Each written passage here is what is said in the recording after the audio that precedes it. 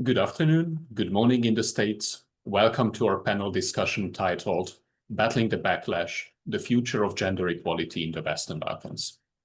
My name is Daniel Hegedűs and work as Regional Director for Central Europe at the German Marshall Fund. And I'm warmly welcoming our today panelists, Angel Dimitrievski, Rising CE Fellow at the German Marshall Fund, Adriana Zaharievich, Principal Research Fellow at the Institute for Philosophy and Social Theory at the University of Belgrade, and Irena Cvetkovic, Executive Director at Coalition Margins. Anti-gender movements across the Western Balkans have gained momentum, challenging hard-won human rights and undermining already fragile democratic norms. Backed by religious and far-right actors, these movements target women and sexual minorities, particularly in education and in relation to their freedom of assembly. They block gender-sensitive curricula, often oppose even support services for victims of sexual violence, and aggressively resist pride parades. But this is more than just a simple backlash. What we are witnessing here is the rise of a growing, often transatlantic alliance of illiberal forces that is reshaping the political discourse, not only around gender and identity, but also around core democratic values such as fundamental freedoms, equality, and anti-discrimination.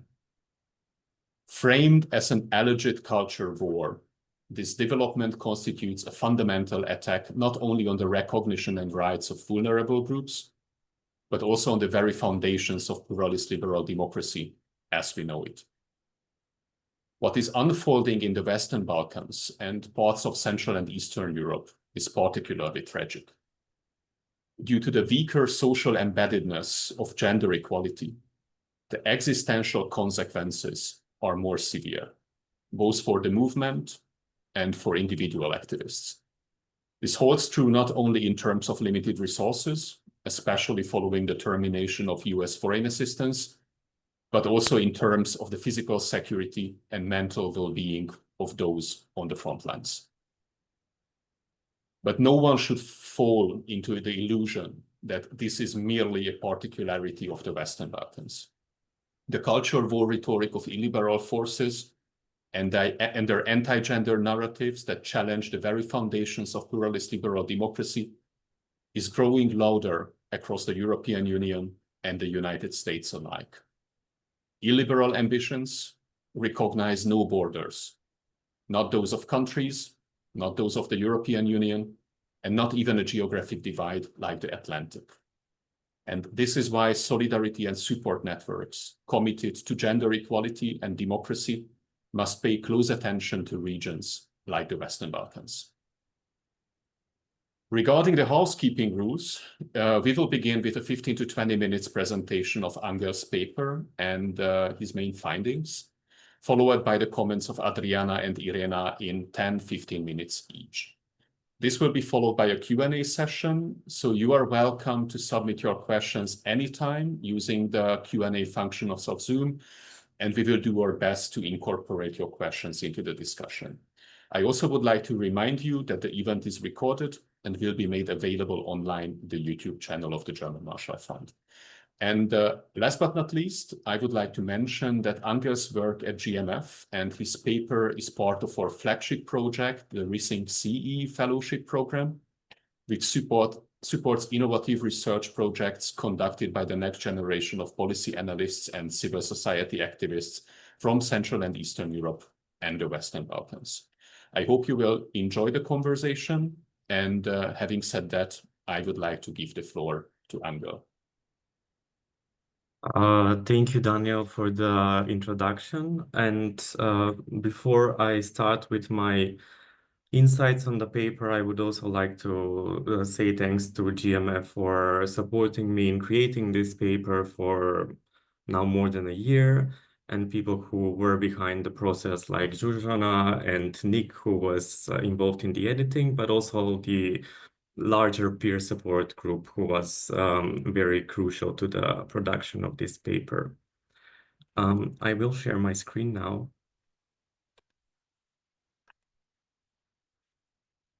And you can maybe just confirm if you see my slides. Okay.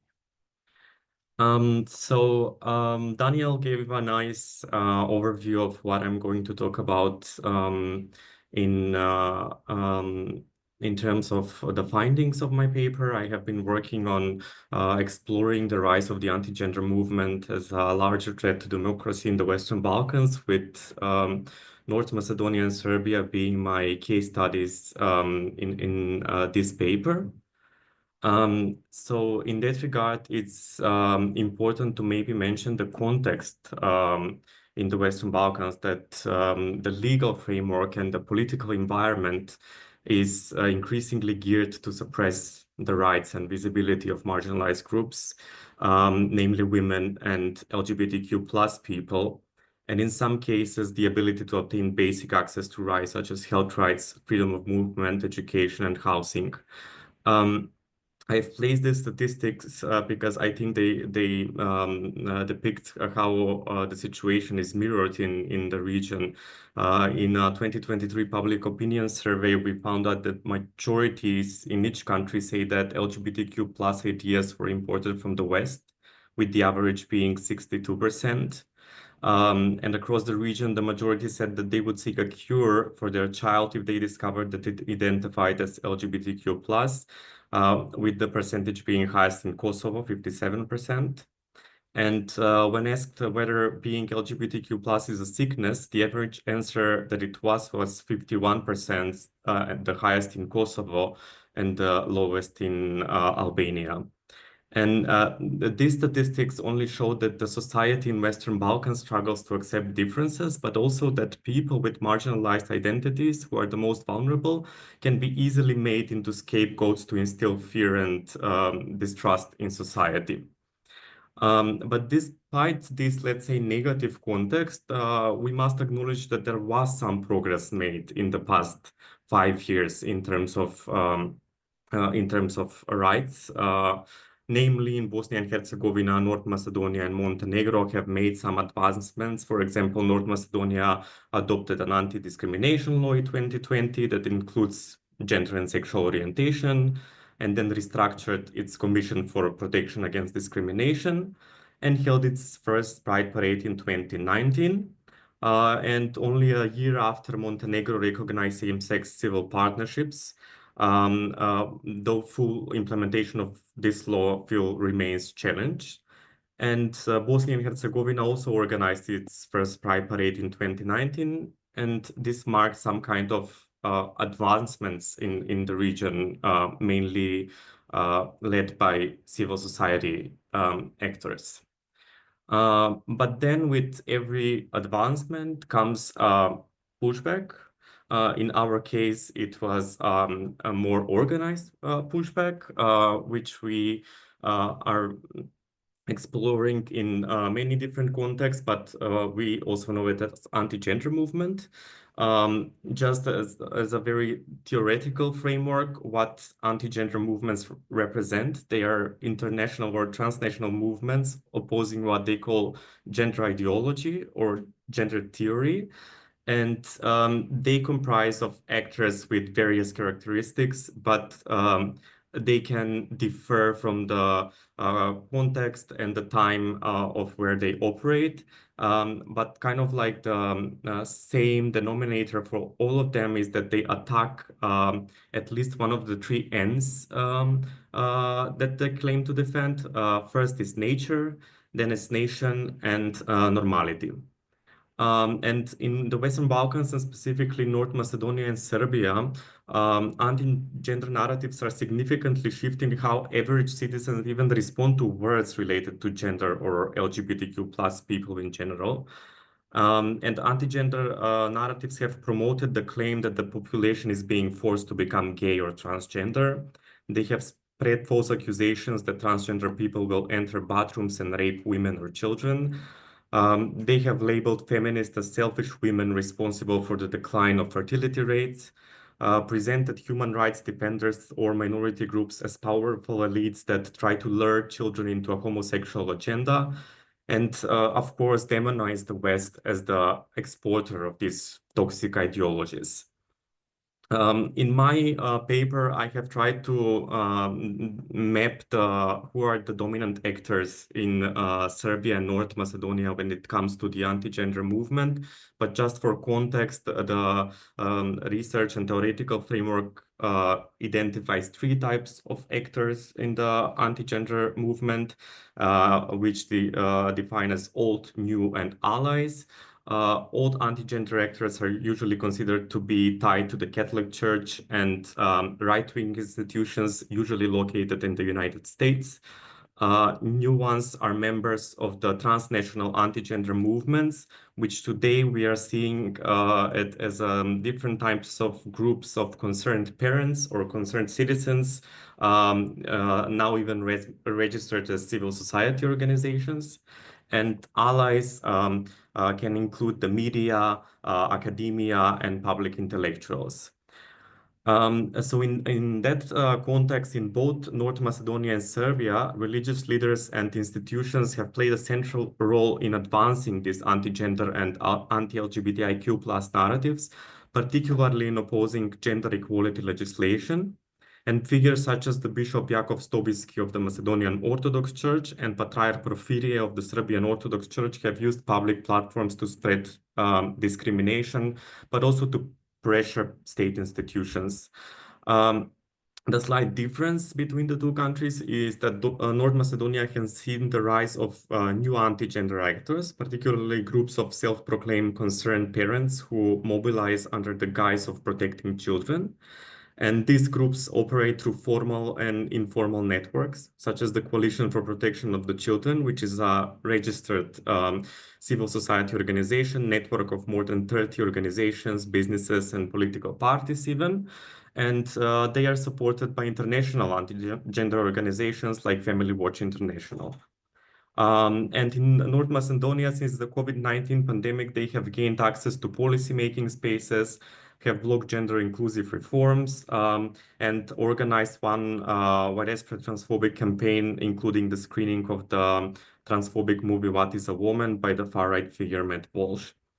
In Serbia, though, anti-gender discourse is not only advanced by the religious community, but my interviewees in the research have repeatedly stated that also government figures are quite heavily involved in this rhetoric. So President Aleksandar Vučić and his Serbian Progressive Party have actively obstructed LGBTI rights, and this is notably most evident in trying to ban the Europe right in 2022, while enabling far-right religious protesters to overrun this event. But also other government figures like the minister Milica Đurđević-Stamenkovski, who have institutionalized a rhetoric through initiatives such as the Belgrade Family Days, who have promoted different heteronormative family models. Then I would go on to say that my paper also deals with two battlegrounds that I have explored and that were kind of like the, let's say, targeted by this movement. And the first one is education. And in that regards, anti-gender actors have intervened at various stages of policy processes in education. And in both countries, they have used similar tactics. In North Macedonia, the movement started to mobilize itself starting from 2019 after a pilot program on comprehensive sexuality education and gender-sensitive education has been allowed to have a limited institutional presence for some time.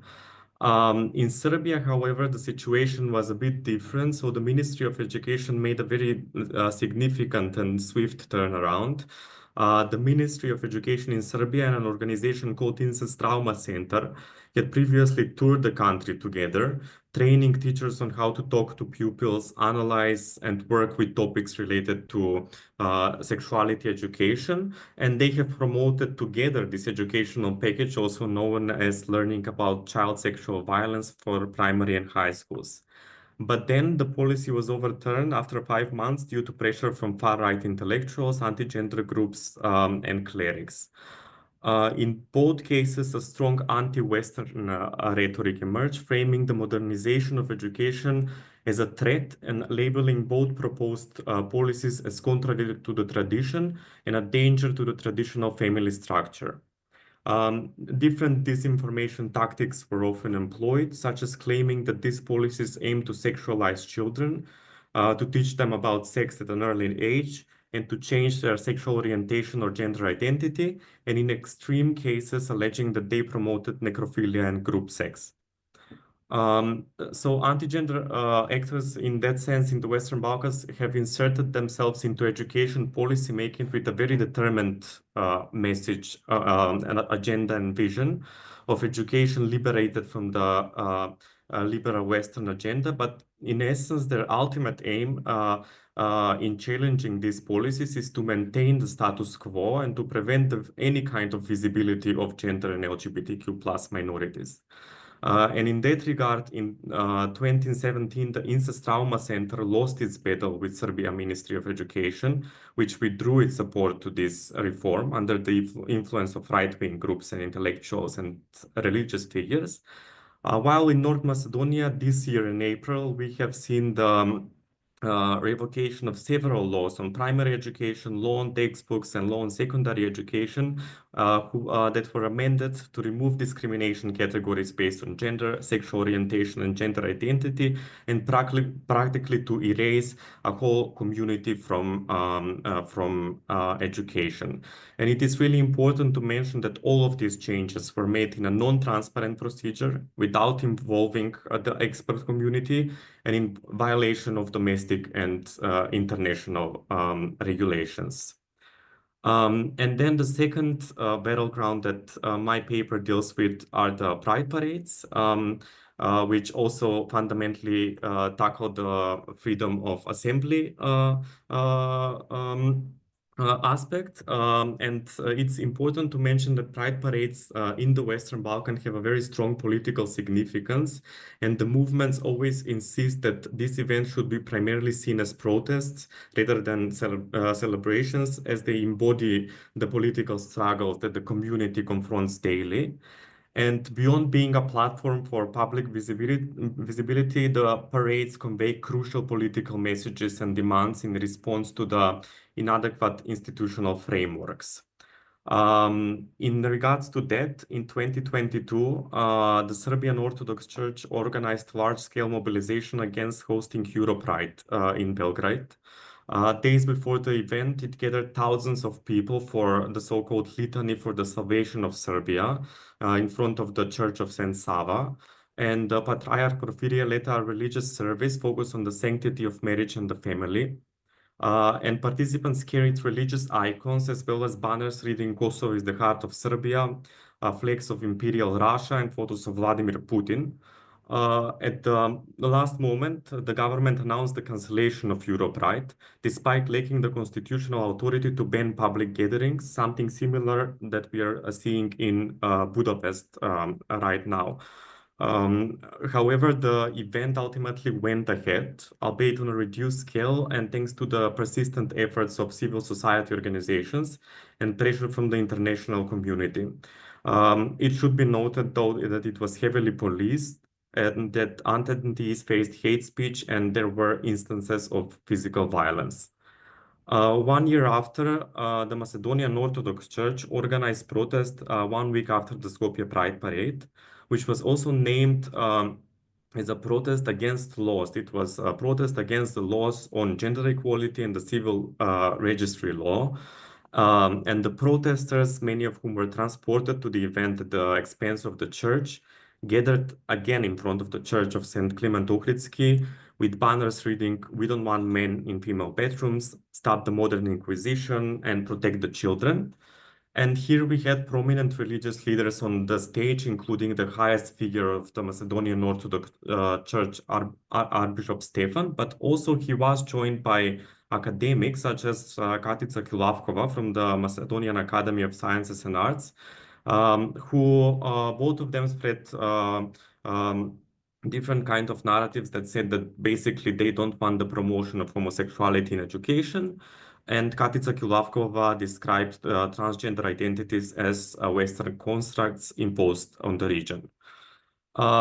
Also, mainstream politicians have co-opted anti-gender rhetoric in regards to pride parades.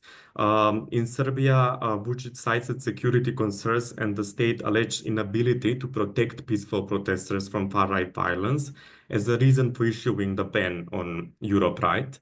Another key reason given here was the ongoing Kosovo issue, with government officials arguing that the state could not simultaneously address national security and civic liberties. And this presented this false binary that Serbia either had to choose between national security or civil rights. In North Macedonia, a similar situation happened when Prime Minister Christian Mickoski, who came to power last year, used similar rhetoric in which he centers the prosperity of the nation, which can only be achieved if young people have more babies, while promoting the heteronormative definition of marriage as a union between a woman and a man. And finally, I would like to focus on the recommendations for this from this paper, which I found it very valuable as a process of work on them. And the first one being to think about restructuring and expanding our alliances. And to counter this very organized anti-gender movement, we must think of alliances. But first, I think that we need to analyze and question structures and networks that are affected by generational, but not just by generational, but also by value-driven clashes among feminist activists, in which trans-exclusionary radical feminism is often framed as a form of women's rights protection.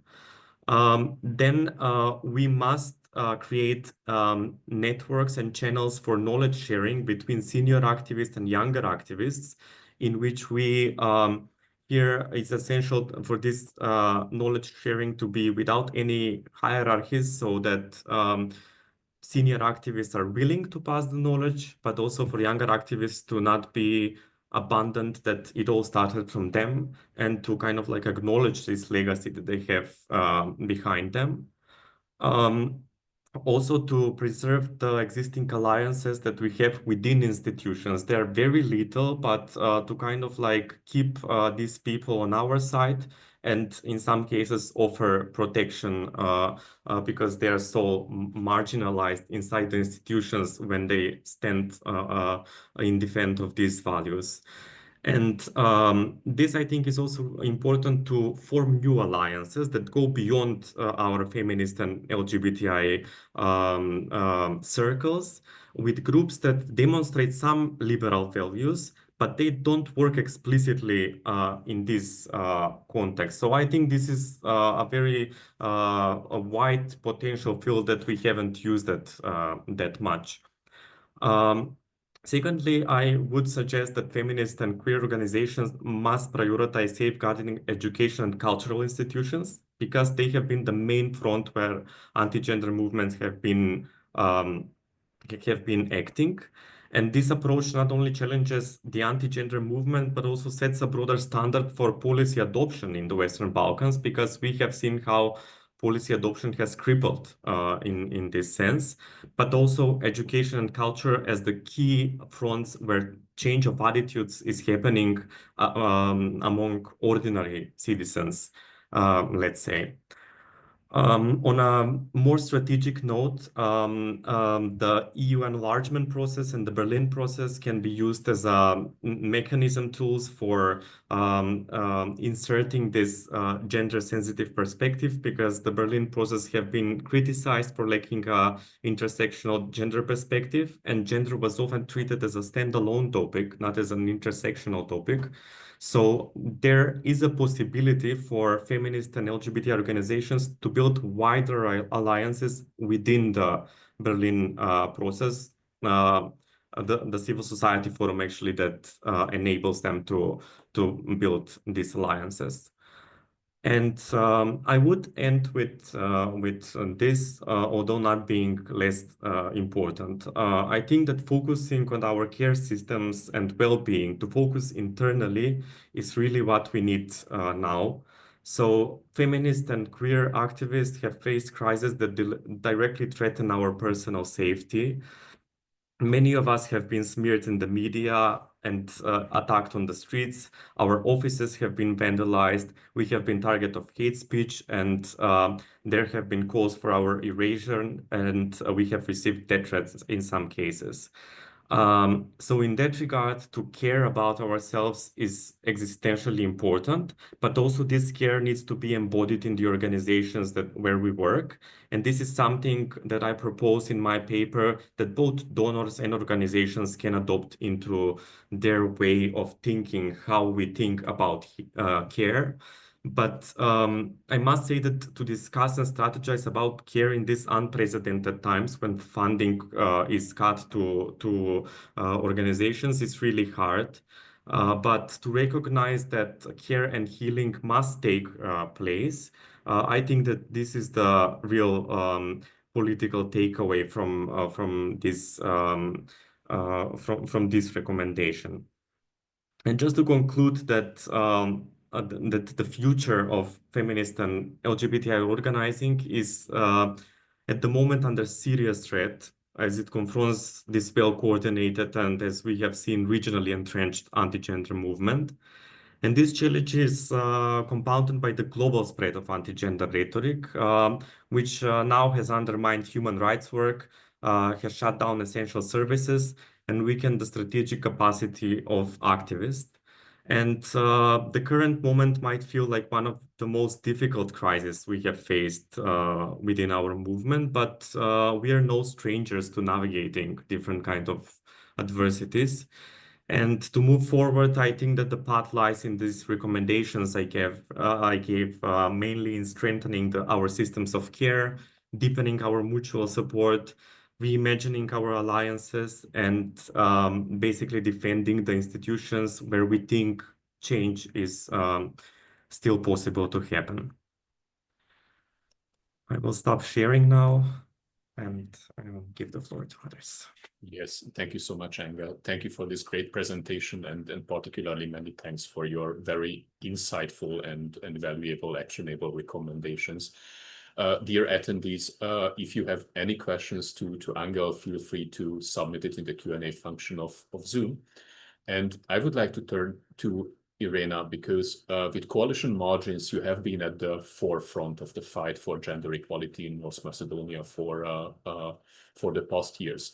How do the findings of Angel resonate actually with your experience in the country and potentially in the broader region? Over to you.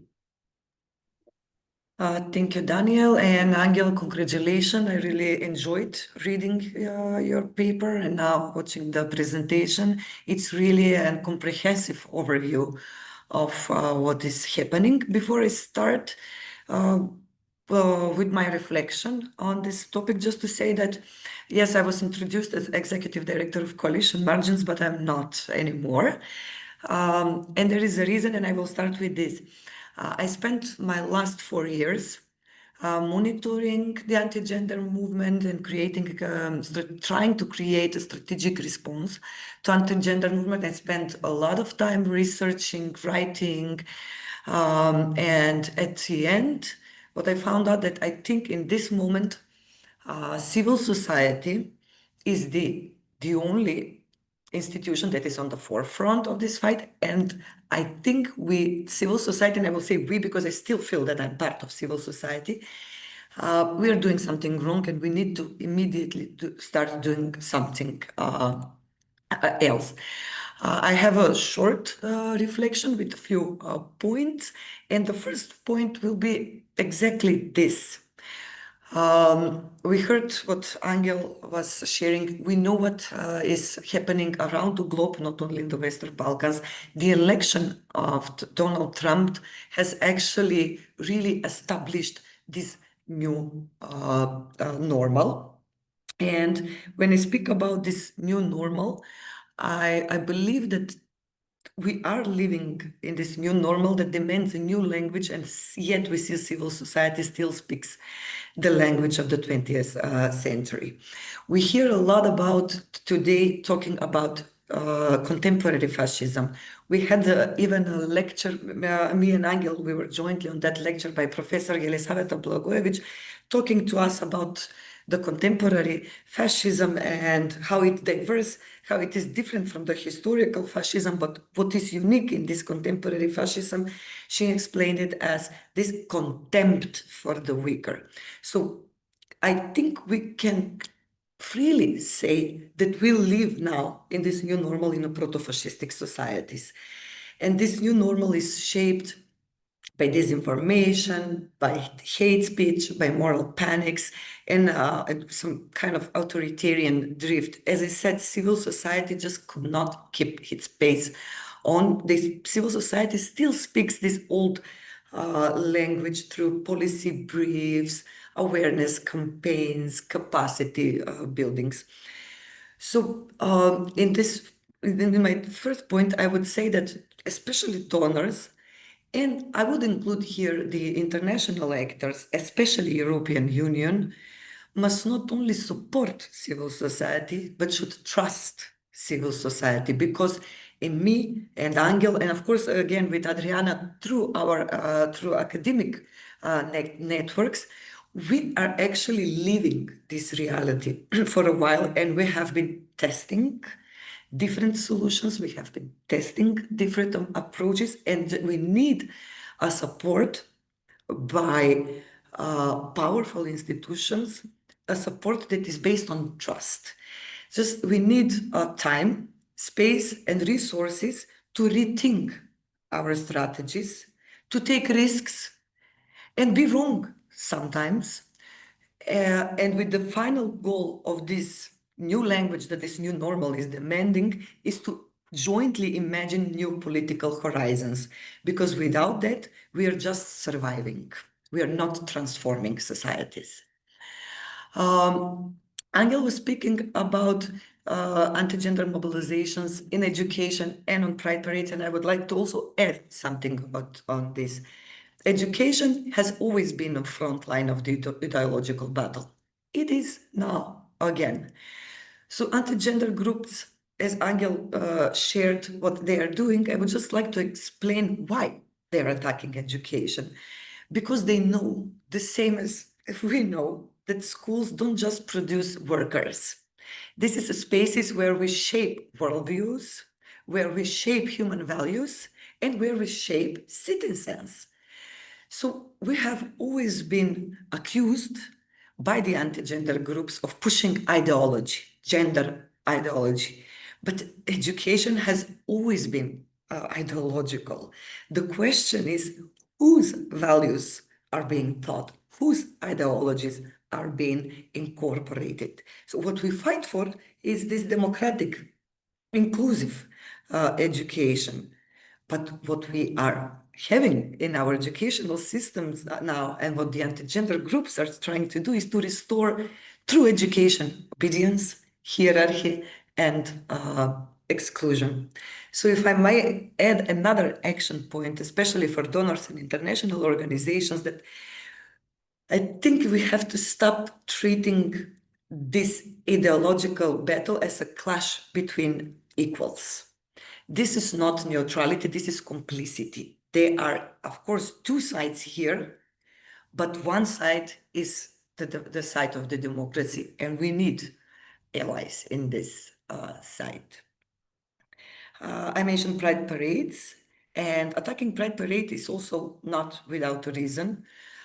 Again, Angel gave great overview of what is happening, but just to add that pride parades for us is the only way of saying that we exist, that we are here, and that we are not going away.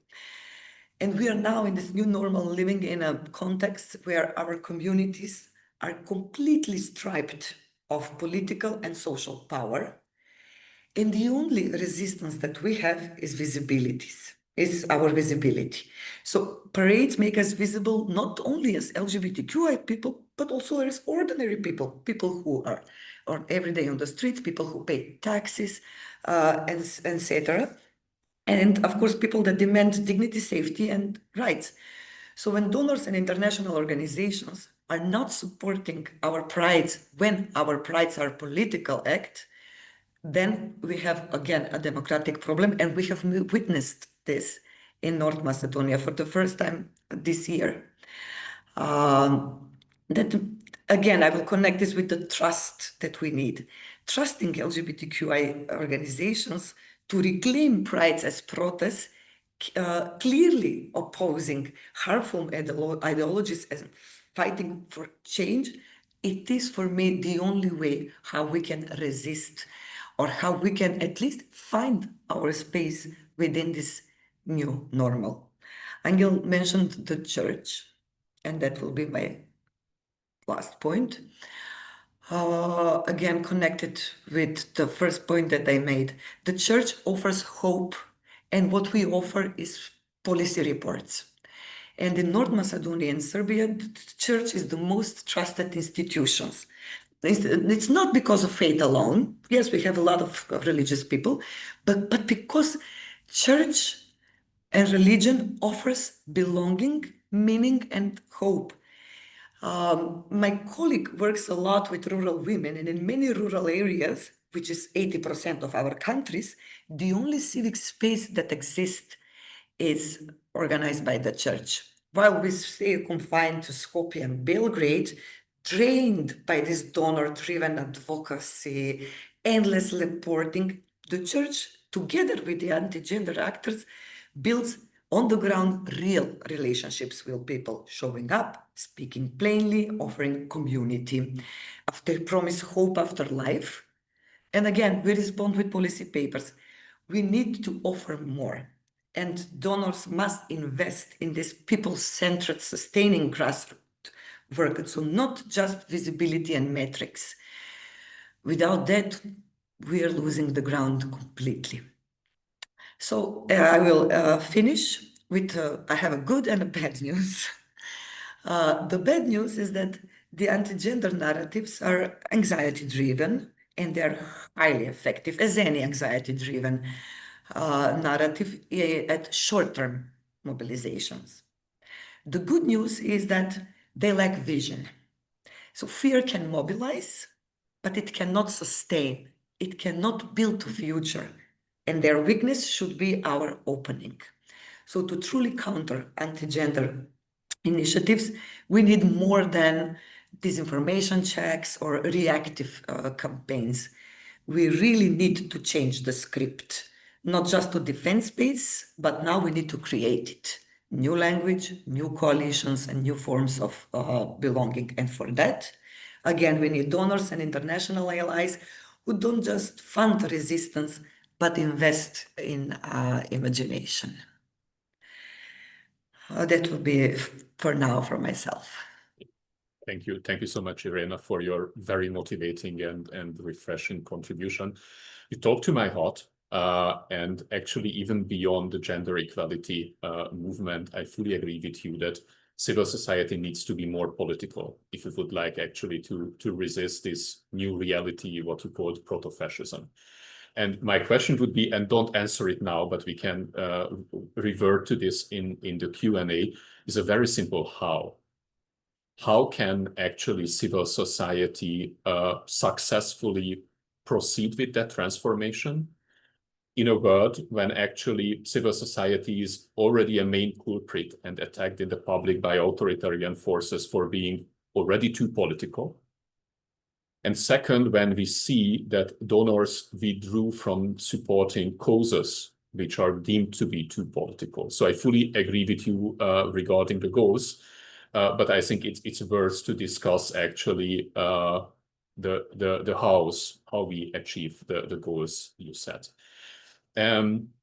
Adriana, you are both as a scholar and as a public intellectual, a very central person of the feminist movement and the gender equality movement in Serbia. And I think your context is particularly interesting in Serbia because you experience the same anti-gender backlash, while your countries have been also experiencing a very intense grassroots opposition to illiberal and authoritarian governance over the past couple of months. And my question is, on the one hand, what are your takeaways when you are living in these two parallel worlds? And the second, what do you think? How could actually synergies created between between the gender equality movement and the grassroots social opposition to illiberal and authoritarian governance we see in Serbia, but also in other countries throughout the region? Over to you. Thank you, Daniel. This is a very up-to-the-point question, but previous to referring and saying something to that, I want to thank Angel and GMF for inviting, Angel for creating this wonderful text and a wonderful list of recommendations. Yes, I am fully with Irena, which was very clear on my face. I was smiling all along and very appreciatively. But on the other hand, I am also in the position of constantly thinking about what is to be done. And certain points that are highlighted in what Angel gave us, also in the presentation, are important, and we need to be reminded of that, even though the external factors, such as the funders, have to be reminded of that space that we all need to rethink, to breathe, to recuperate, and also to find new languages and new strategies to counter what is going on. Let me position myself. I am here in Belgrade. As I said when we met just half an hour ago, my day began at the higher court, one of the major institutions in judicial system in Serbia, because of the student who is being detained. The 500 of us or so were protesting that detainment.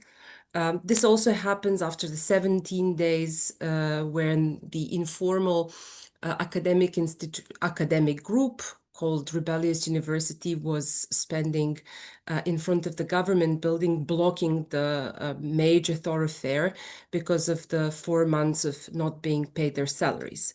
So the moment in Serbia is very specific. It's 7 months since the protest started. The protest comprised both students, citizens, academic community, and all different kinds of social sectors that joined that protest. It is a very strong protest, obviously. It's something which changed the social tissue. And I'm mentioning all of this for a reason, not just because it's incredibly important and it's still not well known, even in the wider region of the Balkans, let alone in the European Union or in transatlantic spaces. But also because of the topic that brought us today here. Anti-gender is simply non-existent in the last 7 months. So Daniel, you asked how we combine these two. We don't. Anti-gender mobilizations are not around. And I think that is something which is incredibly important because it tells us something about how anti-gender in the end functions. And there we also, I'm coming back to what Angel was writing, what Irena was saying with this new fascist strategies and spreading the contempt and creating a new ideology that should replace the ideology of contempt that should replace the ideology of love, I would say, diversity, equality, freedoms.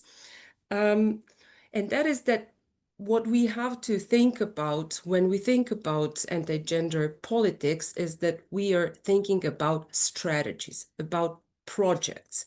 The name of Project 2025, I think, is not accidental. It is a project. It's something that needs to be implemented, that needs to take roots and then spread.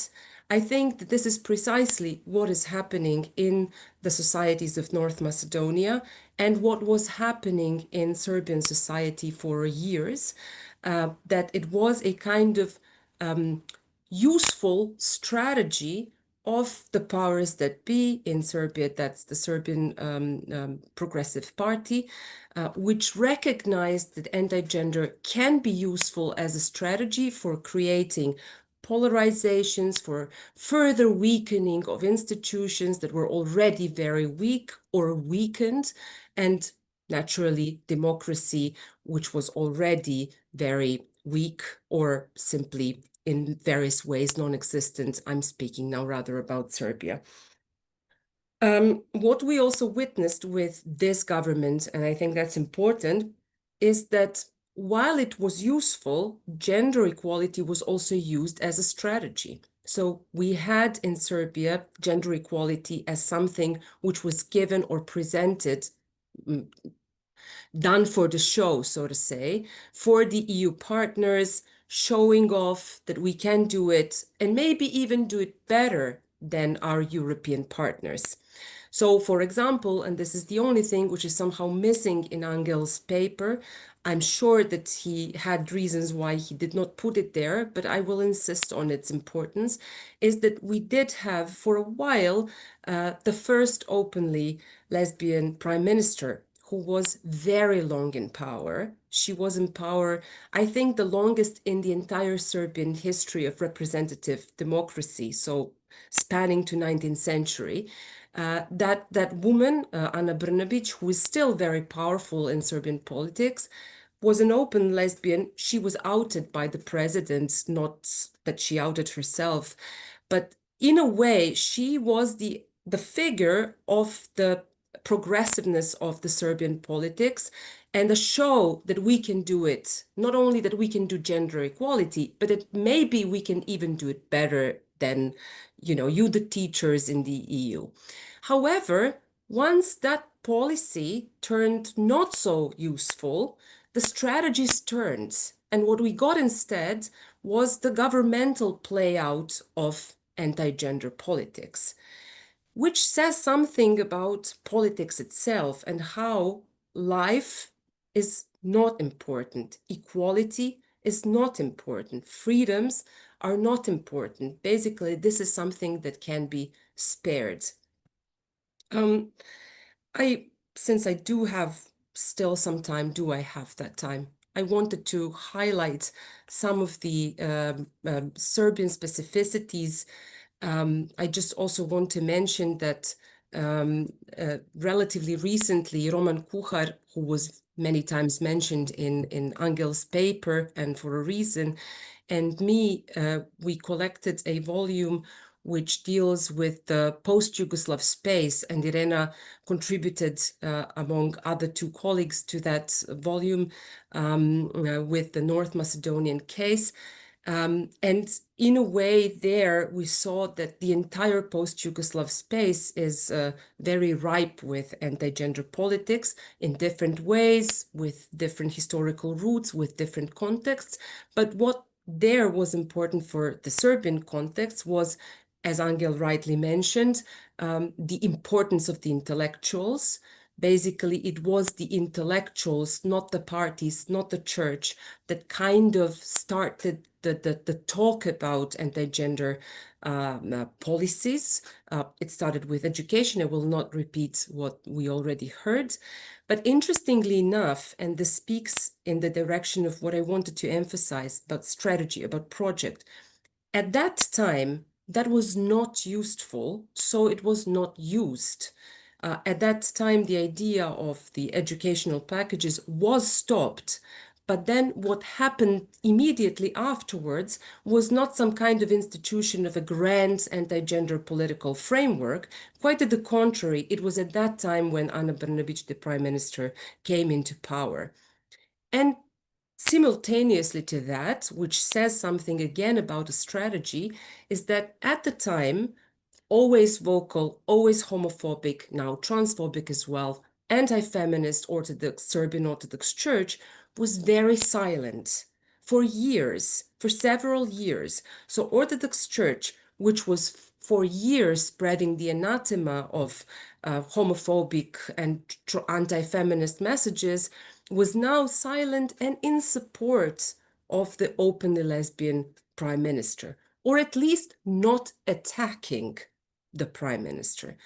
However, once the discursive framework changed, which took place basically at the start of the Russian war on Ukraine, and a certain kind of change on the geopolitical scene in which Serbia had and has a very interesting, controversial position, Then also the discursive frames changed, which we saw very poignantly and nicely described by Angel in the Europride situation. Europride, needless to be said, was planned for years ahead, so everyone knew about it. No one was surprised. Yet we had a summer with the third term of our prime minister, and at the same time, the banning of Europride.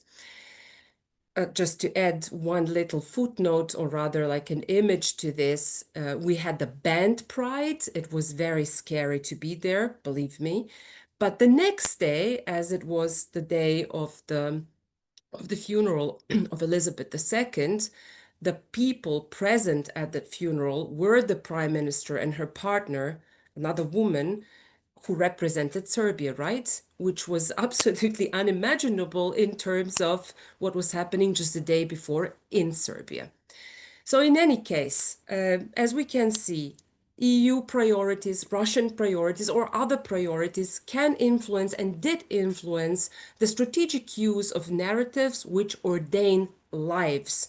They ordain how we feel as humans, what we learn, what is important for us. And in the end, I just want to finish. This was also mentioned in Angel's text, but I just want to highlight the absurdity of that. Once there was a crusade or a blitzkrieg even on the law on gender equality, which is suspended for a year now, which happened in like 4 or 5 months. Really, a blitzkrieg is a good term, led by the patriarch who before was very silent and in the background when that was useful.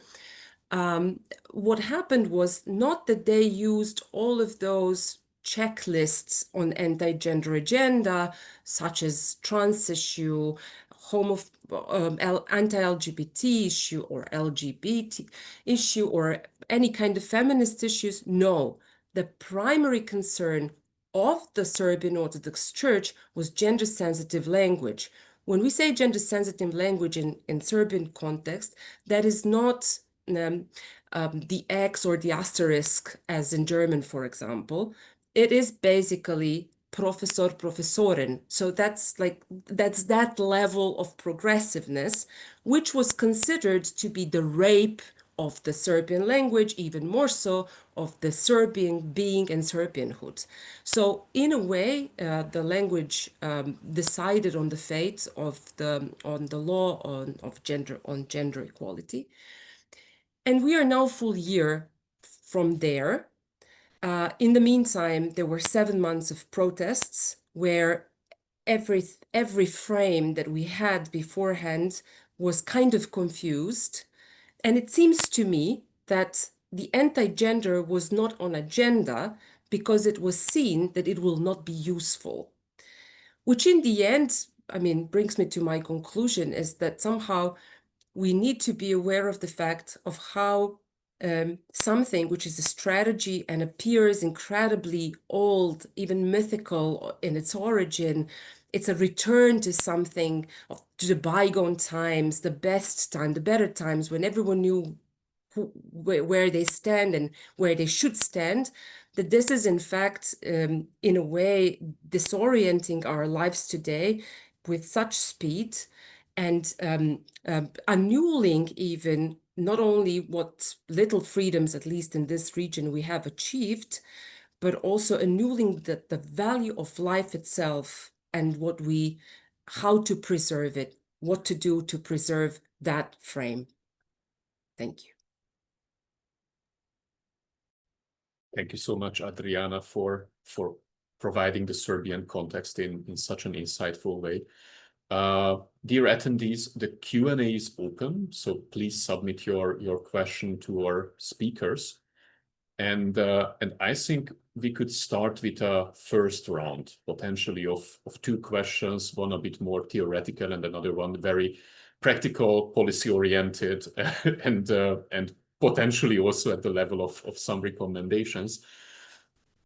Regarding the theoretical question, I found actually the recommendations of Angel very intriguing. And almost directly in the first one, there was a reference to reshaping and expanding actually the gender equality networks. And here I think we have an elephant in the room. And this is unfortunately the very deep cleavage and existential conflicts now between the pro-LGBTQI movement and certain parts of the certain parts of the feminist movements, particularly radical feminists. And I think, in a large extent, the success of the anti-gender backlash is a consequence that there succeeded to drive a wedge actually between the feminist movement and the LGBTQI movement, and the progressive agenda could be actually divided. And here my question to all of you, whether you see any ways how this cleavage could be overcome, who could be actually the allies of the LGBTQI movement in the feminist camp, and whether you think that having, at least in some way, it can be also through a sort of compromise, but whether you see any opportunity to re-establish a jointly shared progressive agenda for these two movements anytime in the future. So this would be the first question. And the second question is the policy-related one. So all of the countries we have been talking about are candidate countries of the European Union. And they have the obligation actually to introduce and implement the anti-discrimination legislation of the European Union. And my question is, in your countries, in what sense is the European Union a reference point for the anti-gender movement? Either in a negative way, that, as Angel briefly mentioned, all of these gender equality things are just imposed by the West in a way, so as a scapegoat or a concept of enemy, or potentially even a positive sense that we have been unfortunately able to witness very successful anti-gender legislations in EU member states, in Bulgaria, in my home country, Hungary, whether these policy developments are considered in some way a source of legitimacy for the anti-gender movement in the Western Balkans, or whether they are referred to at all. So I think we should start with these first two questions, and I am happy to give the floor to Angela. Yes, thank you, first Irena and Adriana, for your wonderful insights. I really enjoyed hearing you as always. To refer to these questions, why I brought this issue of questioning our alliances is because something in my conversations was repeatedly coming, and also myself and Irena can back me up on this, have experienced this very extreme discussions of inside gender equality networks, of actually explaining ourselves with organizations that should work on women's rights. What is a woman, actually? Basically, the title of this ridiculous movie that I mentioned. And I wouldn't argue that this is just the case because we have different generations coming from the 90s. And I mean, we have also generations from the 90s that are supporting also trans women and sex workers. These are actually very determined value-based endpoints that we should tackle. And the two kind of like alternatives I offer here are two possible scenarios that we can do. First is to draw very explicit value lines inside these networks, but that also puts us in a very, again, reactive mode of kind of like saying something that we thought is already established. And the other one is to simply leave these networks and delegitimize their existence, because many of these organizations are actually called inside working groups. They are representing what they call the feminist stance inside institutions. So the second one might be a more, let's say, radical stance, but it's not something that I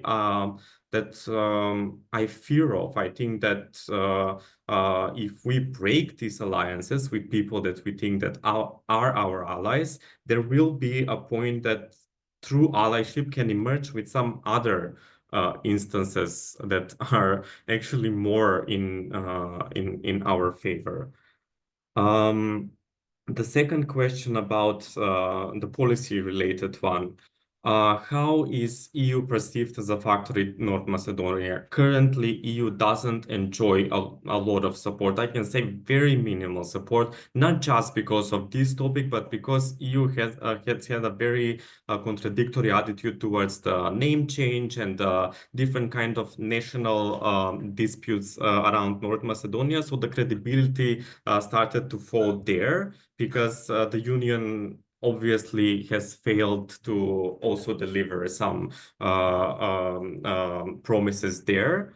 And this was actually the main reason why the confidence in EU standards have fallen, but also this also kind of like adds up to EU being the promoter of these agendas. On this protest that I mentioned in front of the Macedonian Orthodox Church, actually this academic Katica Kulavkova, she was speaking about that transgenderism, as she called it, is a mandatory kind of like checkpoint to have in projects to get access to EU funds, which is of course not true because there is no such thing that you should that transgenderism is a checkpoint in the EU funded projects. But yes, in different instances can be used as a trigger point, but basically not in a way that can be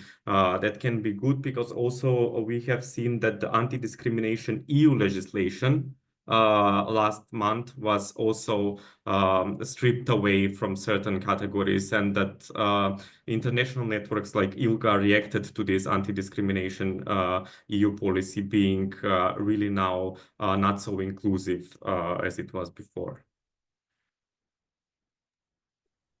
Thank you so much. Irena, Adriana, would you like to come in? Yes, I think regarding, just to be clear, I think that anti-gender didn't invent this discord, this division within the feminist or queer movement, especially within the feminists. What they did is that they just deepened the discord that has always existed. The issue of trans, especially women, I would say, I don't think anybody is concerned about trans men, like they don't exist as a group. But the issue of transgender people, the issue of sex work, the issue of pornography has always been debatable within the feminist movement. And I don't think that's a bad thing. Feminism was never dogma. And I think even if you go to the climate change movement against climate change, there are a lot of fractions within this movement. This is healthy for a movement. But what anti-gender group did is really deepen this division, antagonizing us to the point that especially gender critical feminists or trans exclusionary radical feminists forget about the real enemy of the women and focus on a marginalized group. I will never forget an image from a pride parade in London, if I'm not mistaken, where we have this angry gender critical feminist yelling against trans women, and on their back is the police and banks with their bands supporting the community. I'm like, can't you see who is your real enemy? So in that sense, I think what is needed is to go beyond identity-based politics and move towards political and value movements. And when we speak about movement, we should also think beyond civil society organizations. Organizations can be an important part of the movement, but they cannot be the movement. Me and Angel, we have spent a lot of time and nerves in keeping the queer and the feminist movement together, and that is possible in a small country because these are the people of the country. We know each other, and yes, we have some gender critical feminists that are doing a lot of problems to the movement, but we managed to keep more or less together. I know in Serbia, the problem is bigger, and if you go to a bigger country, the problems become even bigger. And maybe quickly move to the second question. I completely agree with what Angel said. At the moment, I think that in this moment, the European Union just really doesn't mean anything for the common people in North Macedonia. Not a bad, not a good thing. We stop caring about the European Union. I spend a lot of time in Brussels advocacy. I spend a lot of time focused on EU accession. And I remember, and again, my point is, our topics, gender equality, LGBTQ rights, were always framed as soft issues for the negotiations, for the accession dialogue. I remember we go 10 years in a row every November in Brussels for an advocacy week. I remember my cherished colleague from Bosnia and Herzegovina, and Alexandra Petric, 3 years in a row showing in front of MEPs, in front of Brussels officials, telling them Russian anti-NGO law will be adopted in Republika Srpska. Please help us.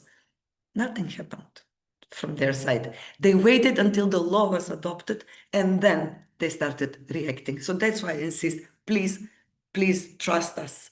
We are on the front lines. We know what is happening. And sometimes we even can vision the contours of the response. We need you, of course, with us, but we are there.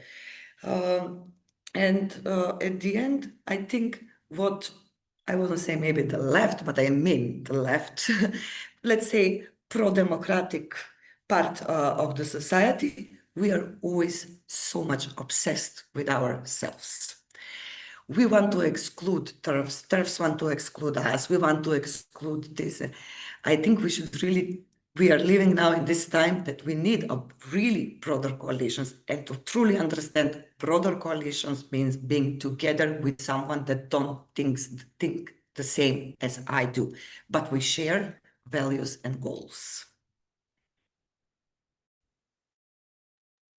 Thank I you, could- Irena. Yeah, I could Adriana? just subscribe to the last sentence of Irena's, very much so, because at the point when the trans issue became huge in Serbia, I remembered talking to a feminist who is mentioned in Angel's text, Jelena Višnjić, who is a very important figure in the Serbian feminist landscape. And she said to me, I said, is this now becoming an issue out of nowhere? And she said, no, it's not becoming an issue. And then like a year later, she said, do you remember that conversation that we had? It became an issue. And in a way, this is one thing that this issue shares with anti-gender issues, anti-gender politics. And that is that we have a lot of translation work being going on here. Who knows how much has been translated from Orban's Hungary into Vučić's Serbia and into Mickovski's North Macedonia, or to Greece or to Turkey, or the translation maybe goes in different directions, but we are not aware of that. On the same level, so to say, we have the translation, really like a translation of the anti-trans scare, which started at a point in UK and then somehow ended up in Serbia and other places. And there was really a question, as Irena said, I mean, is it really that person whom most of us do not even know, because the trans community is incredibly small, fragile, not visible, not helped by other parts of the movement, is it really that person or those persons are the greatest scare than what is being happening at the level of the institutional collapse to which we are witnessing daily? And so this would be I'm continuously surprised, as I was at the beginning of that translational action until today. When it comes to the EU, again, I'm fully subscribing to what the two of you said. I would say that in Serbia today, this is maybe even stronger because of the protests that we were witnessing for so long, and because the EU response or EU Commission response was not adequate. There were some responses from the EU Parliament, European Parliament, but those responses came mostly from our neighbors and former brothers, that is Croatia and Slovenia, and thanks for that, but it's not enough. And in a way, what even the staunchest supporters of European Union, I would subscribe myself underneath that badge, became aware of is that there is a kind of transaction going on there, that the voices that are democratic voices, the values of whose are European values, and that is the students, are not being heard, and there must be a reason why that is not the case. So in a way, it is, I don't see a point that there is a response or reaction to what is going on after it finishes, as in Republika Srpska, what Irena just said, and but while it's happening, and there is not an adequate response to that, which created a lot of Euroscepticism among those who were supporters of European Union and Serbian accession to European Union, and created even stronger disapproval, let's call it that way, of European Union among those who were skeptical even before.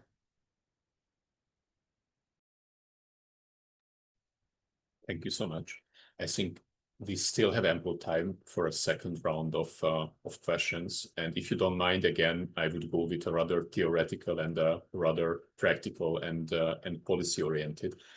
Regarding the theoretical, Irena, I think you provided me a lot of food for thought. And I just would like to touch upon 2 points you made. The first one, that civil society, or potentially the society as a whole, would need to go beyond identity and be political. And in your first contribution, you actually described this current status or status quo of the proto-fascist society, that there is a fundamental disrespect or dismay for the weak, for the marginalized group who are treated as deplorables. And actually, due to this, unfortunately, we end up not in a society, but also in a constitutional reality, that fundamental rights are actually not shared equally by the citizens, but are treated as group rights for the ordinary people. And this is certainly the case with the freedom of assembly, but unfortunately, it's also becoming the case with regards to equal access to healthcare. So it really affects a lot of different areas of fundamental and citizenship rights. And here my question, whether you see any allies at the political scene, so mainly parties, the question is to all of you, who are not necessarily ideological allies in the sense that they share the identity or they support the struggle for identity, but that they are fundamentally concerned due to this breakdown of the concept of citizenship and what consequences it can have for the democratic and constitutional orders. So allies who are ready to protect and support because they see a breakdown of equality in the concept of citizenship. And the second question, Angel, you mentioned actually this transnational networking character of the cooperation between anti-gender organization, actually, across borders. It's in the concept of transnational. And here my question is whether you are aware of any forms of cooperation that go beyond the level of transnational learning. So institutional cooperation, resource sharing, etc. And whether you are aware of any initiative that started mapping of these networks, and whether you think that starting mapping of these networks and your cooperation activities would be of any good, in the sense that potentially could provide resources that may potentially weaken the legitimacy of these attempts, because at the end of the day, they are also international networks which are undemocratic and try to influence actually the democratic politics of sovereign countries with potentially even illegitimate means and financing. And here my question, whether you are aware of any such forms of cooperation and any initiatives that try to map them. Thank you so much. And I don't know who would like to start. Yes, I can Go ahead. by answering the first question about political allyship. Well, in North Macedonia, we thought we had political allies, and that somehow started from a wider, let's say, allyship we've been building under the colorful revolution. And these are the alliances I think that we are trying to maintain, that go beyond our identities, that center around a political issue. And to be very honest, some progression was made during the last mandate of SDSM. But also, I think that we have been very, let's say, soft in how accountable we held them for what was promised, and how these issues were treated later on when other issues started to rise. So I don't think at the very moment there is no political allyship on this front. The right-wing voices are on the rise. Parties such as SDSM are totally losing their legitimacy. They are going to become, from the second most biggest party, they are going to become, I think, the third party.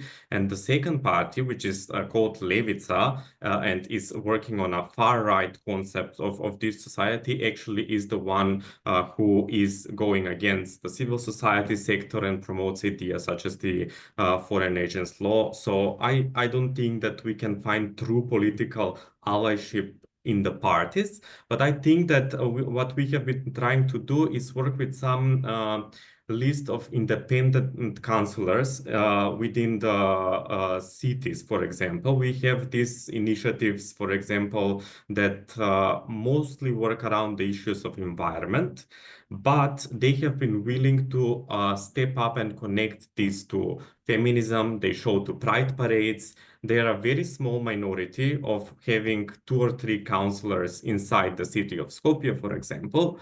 But we found that some kind of a middle ground with them when it comes to these issues. So this might be our only allyship at the moment, which is not big, but it's something.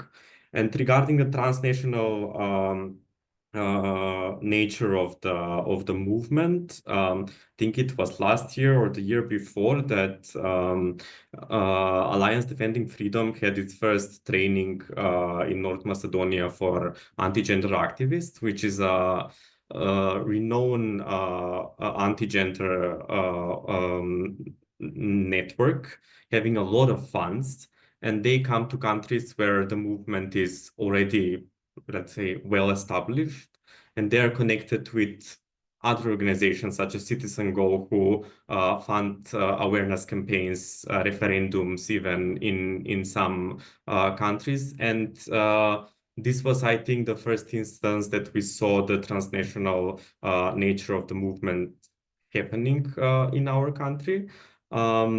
We had last year, we have organized a conversation with the UK author Sean Norris, who works largely on uncovering this network. So she's writing about the nature of the transnational organizing in her book, Bodies Under Siege. So I highly recommend if anyone is more deeply interested in this. But Irena and Andriana can back me up that I'm not so sure that we have a clear map of our region, what is happening and how these influences are entering and how money are spent, etc. Thank you. Adriana, Irena?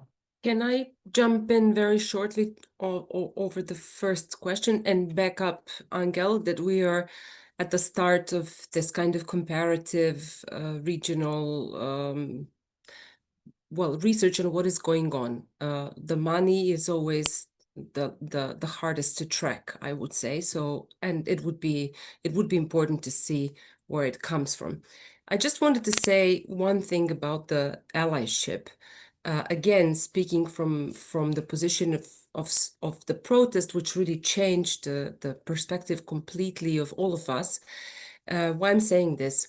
Irena and I were together at the end of November in Belgrade at one event, feminist event, when our friend from Sarajevo, Emina Bošnjak, said that she believes it was an anti-gender event. I mean, we were talking about the topic, and Emina said something like, I believe in 4 years we are going to be over with this, and people, women, and all others will not accept to be fed with this. We are going to overcome. And I remember, as I was facilitating that event, I remember how I was at the same time astounded by what she said and felt very positive about that kind of faith that she had expressed at that point. However, what I wanted to say is that in a way, maybe Emina and people who think alike are right, because we who come from already certain kind of established position, established meaning being part of something, being part of the movement, being part of a civic scene, being part of the academic scene. We have our languages, what Irena was talking about. We have our already entrenched views on things, and we think that, that's how it is. However, then you see these younger people, such as the students, who all of a sudden seem to really have a different language already. So, for example, on the March the 8th, so the Women's International Day, what we had in Belgrade was a students organized March the 8th. That was the first time in the long history of Serbia and Yugoslavia that the students organized that day. It was incredible amount of people, incredible amount of men, women, and all others there. Everyone was in something purple because that was the color of the day. And the banners that appeared just, out of this internal organization were, among others, feminism and renaissance. Women are going to save the world, but also trans women are women. So in a way, something that we fight for as a language, they already have. And this was displayed with such ease as other things, other banners, other flags were displayed. So perhaps we should believe in allyships that are not visible at the level of identities, and maybe also try to look through identity or beyond identity lens as something which becomes really necessary as identity as a term is starting to stifle us, I would say, on all levels. Thank you. Irena? I would completely agree. That was exactly my point when I said that we need to move beyond identity politics and beyond this single issue-based coalitions. And the student protests in Serbia are actually showing us exactly this. But to get back to the question, where can we find the allies? I agree. At this moment, it's very hard to name a group of people, professions or institution that can be an ally to the movement. But within these rigid institutions, we have always had allies. We have always had members of our communities in every institution, including the religious institutions. So what we now, at this beginning of this new strategizing, would be to offer people that we share values with, offer them support and space. So offer them means so they can be mobilized on our side. So it is a time when we really need a retreat. We need to stop always reacting towards our enemy and really rethink who are our allies. I talk a lot about new, fresh coalitions. And for the Western Balkans, even the coalition between civil society and academia is an unusual coalition. Adriana Arharivic really is a rare voice of the academia that has always been with us, has always been our supporter, but has a history of collaborating with the movements, with civil society. But she's a rare voice, as I said. Academians are usually rigid and conservatives. So just invest in our people within every institution. And you asked me at the beginning how we are going to do this. And I think what we really need to think is that after 4 years trying, me and Daniel, we were part of the same group called A Place for All, where we tested a lot of things. I think what I came out with is that we need, as I said, something new. And if I know what it is, then that's the wrong answer.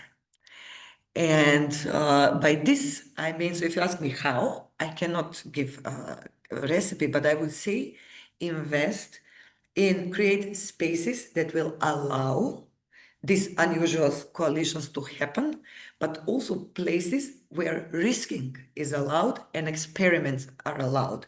And I know this is what donors hate. You always want everything planned, risk assessment, mitigation, and everything. But I'm sorry, we don't have the privilege. We don't have the privilege now. I'm sure we will have it in the near future. And then I remember the event that Adriana was speaking about. I think me and Adriana were the most pessimistic people on that event. We were going around like black clouds. But what really is happening, we see, as I said, these anxiety-based mobilizations, as I said, they lack vision. They cannot sustain. Yes, a lot of poor people, a lot of workers, even migrants vote for Donald Trump. It's not even a year after he was elected, they are disappointed. I read a very interesting meme. It says, well, World War III, it's kind of bad, but hey, it was either this or pronouns. And I think this is actually going to be the new dominant narrative for the anti-gender. But while this is happening, we should never forget that at this moment we need, as I said, time to rethink who were our allies. Corporations were never our allies. That's why they were eager to block the diversity, equity, and inclusion concepts within their corporation, or I don't know, some political parties were actually never our allies. And what we did in the past decades, as a community now I'm speaking, we really tried to be likable. And I think what is happening now in Hungary is showing us that this is the right way. You don't try to be likable, you don't try to comply with the world, but you antagonize.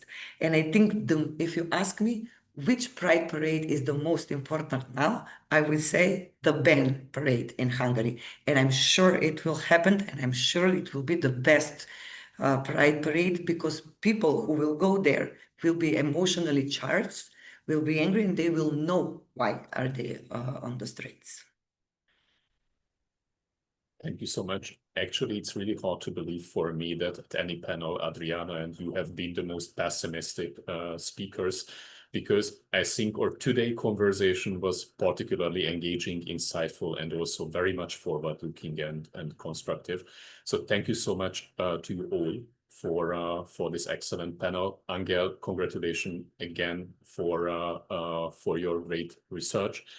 And actually, as a closing, just allow me to take a quote by Dan Savage, what I read in Engel's paper and what I found very, very motivating. And I think it is really an important takeaway, both for gender activists and democracy defenders alike, pretty much well describing our current emotional state. And it sounds that right now it doesn't feel like we can win, but we can. So Having said that, I think good luck for all participants of the band parade, as you mentioned, in Budapest in 2 days. And dear friends, dear colleagues, thank you again for joining us today. Have a wonderful day and goodbye. Bye.